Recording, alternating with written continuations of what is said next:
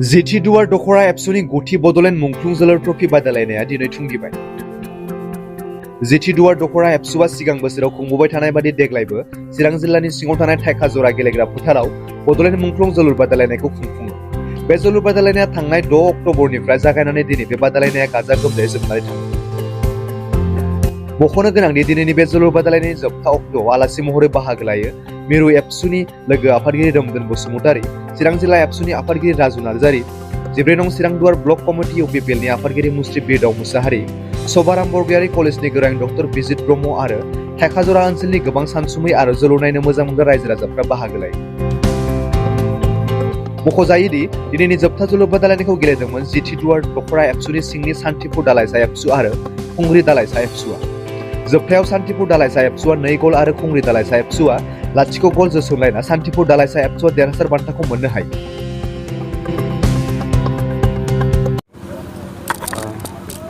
जेथि दुवार दखरा दुलाराय बर' फरायसा आफादनि बानजायनायाव गुथि बडलेण्ड मुंख्लं ट्रफी सोलिगासिनो दङ। दिनै फाइनाल मेच।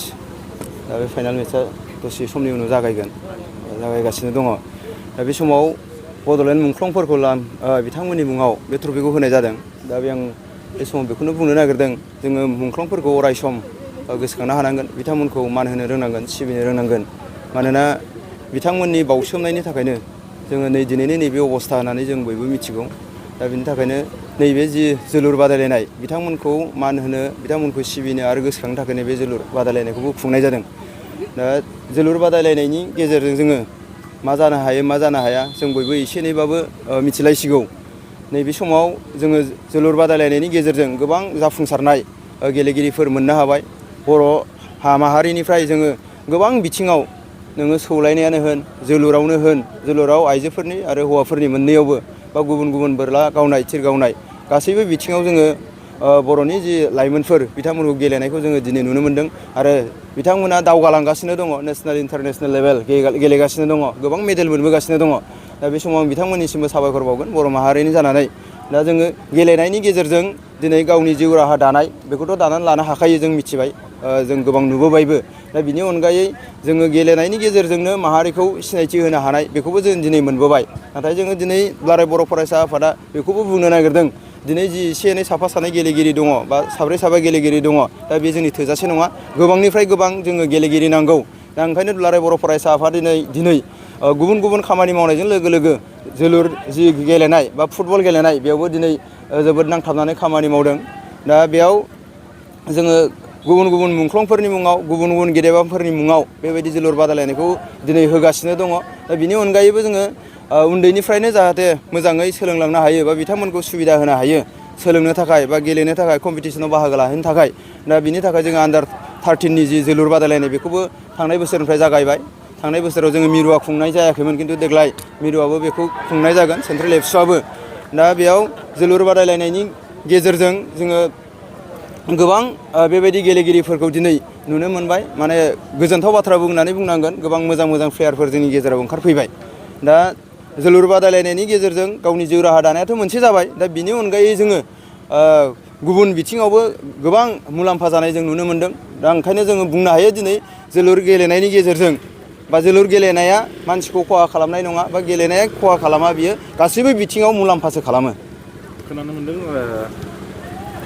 नेसनेल गेमावहाय जोंनि बर'निनो सासे बक्सिं गेलेगिरि अंकुसिता बर' बिथांजोआ गल्ड मेडेल मोन्दों होननानै बिथांखौ मा हामलायथि होनो सानो? बेथ' जोबोद गोजोनथाव बाथ्रा। आंबो दिनैसो जानांगौ, आं निउसआव दिनैसो ओंखारदों खोमा, दिनै नुनो मोन्दों। दा बिथांसिमथ' जोबोद जोबोद साबायखर, बिथाङा आवगोलावबो मेडेल मोनखांबाय। आरो अंकुसितानि अनगायैबो गुबुना ब्रन्ज मोननाय बिदिबो मोनसे निउस ओंखारदों। दा बिथांमोननिसिम जोबोद जोबोद कंग्रेसुलेसन थाबाय। आरो बिथांमोना जाहाथे इयुनाव जाफुंसार जालांबाय थानो हायो, बिनि थाखाय आं इसोरनावबो आर'ज गाबगोन। बयनिसिमबो गाहाम हामलायथि बावग्रोनाय जाबाय। दिनै टेनदुवार आनसलिक कमिटि एबसुनि बानजायनायाव गुथि मार्टियार्स ट्रफि फुटबल बादायलायनाय बेयो दिनै जोबथा गेलेनाय जादोंमोन। बेवहाय खुंग्रिं इउनिट एबसु आरो सान्थिपुर इउनिट एबसु बे मोननै हान्जानि गेजेराव खोब नारा नाथा नाजानायखौ जोङो नुदों। प्लेयारफ्रा जागायजेननायनिफ्राय खोब मोजां गेलेदों, गावसिनि टेलेन्टखौ देखायदों।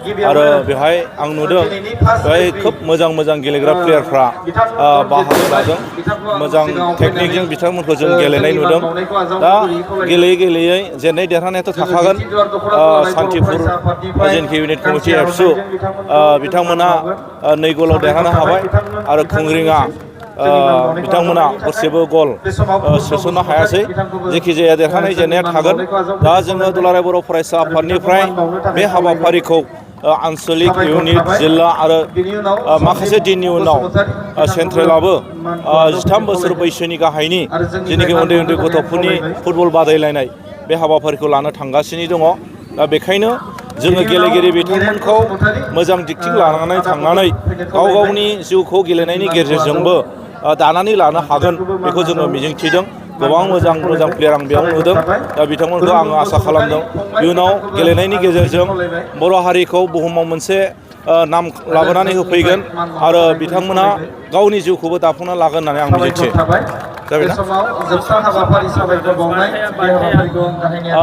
बान्थाया देरहासार जानाय बान्थाखौ 20,000 बान्था बे बान्थाखौ सान्थिपुर इउनिट कमिटि एबसुआ मोननो हाबाय आरो रानार्स आप टिमनो बिथांमोनहा 15,000 रां होदों बेखौ खुंग्रिं इउनिट कमिटि एबसुआ मोननो हाबाय आरो साबसिन गेलेगिरि जायखौ जोङो सुबुंसा बसुमतारी होननानै मिथियो आरो बिथांखौ जों मिथिबाय बावैसो कामान्ड' आसाम पुलिसनि जिनिखि कामान्ड' बे रिक्रुइटमेन्टआव बे फंबाया साख्रि मोननो हाबाय जों बेखौबो मिथिनानै दंखायो बिथाङा बेस्ट प्लेयारखौ मोननो हादों आरो ट्रफिजों लोगोसे 15,000 रां बिथाङा मोननो हादों गिबियाव बयनिसिमबो खुलुमनाय बावहरग्रोबाय जोङो थांनाय 6 अक्ट'बरनिफ्राय जागायनानै जोङो जोंनि जिथि दुवार दख'रा दुलाराय बर' फरायसा आफादाव थांनाय गोलाव सम जे बर'फोरनि आन्दालन बड'फानि दैदेननायाव बे आन्दालनाव बड'लेण्डनि आन्दालनाव जोंनि ओनसोलनिफ्रायबो 7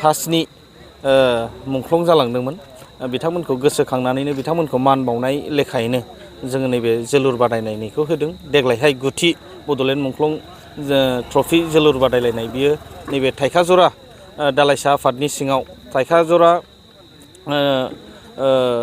राइन' स्पर्टिं एन्ड लाइब्रेरि नैबे क्लाबनि गेवलां गेलेग्रा फोथाराव जोङो खेलाखौ खुंफुंदों आरो बेवहाय जों खुंफुं आफाद दानानै होदों आरो खुंफुं आफादनि जे नारा-नाथा मावनाय आरो जुजिनायनि गेजेरजों दिनैहाय फैयै फैयै जोबथा आरो बे जोबथा बुब्लिसिम सान्थिपुर दालाइसा दुलाराय बर' फरायसा आफादनि हानजा आरो खुंग्रिं दालाइसा दुलाराय बर' फरायसा आफादनि हानजा बिथांमोननि गेजेराव दिनैनि बादायलायनाया जादोंमोन आरो बेवहाय सान्थिपुरा देरहासारनाय बान्थाखौ मोननो हाबाय गंसे समायना ट्रफिजों लोगोसे नोगोद 20,000 रां आरो नैथि बान्थाखौ मोननो हाबाय खुंग्रिं दालाइसा दुलाराय बर' फरायसा आफाद बिथांमोननो गंसे समायना ट्रफिजों लोगोसे नोगोद 15,000 रां जोङो हरदों आरो साबसिन गेलेगिरि जोङो सायख'दों साबसिन गेलेगिरि हिसाबै जोंहा सान्थिपुरनि गेलेगिरि सुबुंसा बसुमतारी बिथांनो जोङो गथायनो हाबाय दिनैहाय आरो बे खेलाया जाफुंसारनायनि गुदियाव दङ जोंनि ओनसोलनि गोबां माने कन्ट्रिबिउसन होनाय जोंनो माने डनेट होनाय जोंहा इएमनिफ्राय लानानै OSDनिफ्राय लानानै गोबां जोंनि ओनसोलनि कन्ट्राक्टरफोर बिथांमोना जोंनो डनेसन होदों आरो बिथांमोननि डनेसननि गेजेरजोंनो जोङो बेखौ खुंफुंबाय आं बिथांमोनखौ नोंथांमोननि नैबे मिडियानि गेजेरजों आङो साबायखर बावहरो आरो जोंनि गेलेनाया जागायजेननायनिफ्राय जेरैबायदि हान्जाफ्रा बाहागो लानानै गेलेफैबाय बै हान्जा बिथांमोननोबो आङो साबायखर बावहरो मानोना बिथांमोननि बाहागो लानायनि गेजेरजोंसो जोंनि खेलाया जाफुंसारदों दा बेवहाय आङो बारा गोलाव माने जोङो खेलाखौ दैदेननो सानाखै ओंखायनो जोङो 12थाल' टिम जोङो लानानै जोङो माने गुसुं समनि गेजेरावनो एबा सप्तासेनि गेजेरावनो जों बे खेलाखौ जोङो होदों आरो बिनि गेजेराव जोङो गोबां माने इयुननि समाव जोङो जुदि माने हायोबा बा जों नाजानो सानदों जे गोबां टिम लानानै गोबां हान्जा लानानै आरो बिनिख्रुइ साबसिन हामसिन जों खुंलांनो होननानै जों सानदों मानोना जोङो बोसोरफ्रामबो जोङो बड'लेण्डनि थाखाय जाय जोहोलाव जोहोलावजोफ्रा मुंख्लं जालांबाय बिथांमोनखौ गोसोखांनानै जोङो अरायसम बिथांमोनखौ मान होनाय असिलायै जोङो बे खेलाखौ खुंफुंबाय थागोन आरो बयनिबो हेफाजाब मददखौ अरायबो मोनगोन आङो मिजिं थिदों ओनसोलनि रायजो राजाफ्राबो गोबां बायदि बायदि बिथिङाव मदद खालामदों बेबायदिनो हेफाजाबखौ अरायबो मोनगोन आं मिजिं थिदों आरो बयनिसिमबो आङो माने हेफाजाब खालामनायनि थाखाय आं साबायखर बावो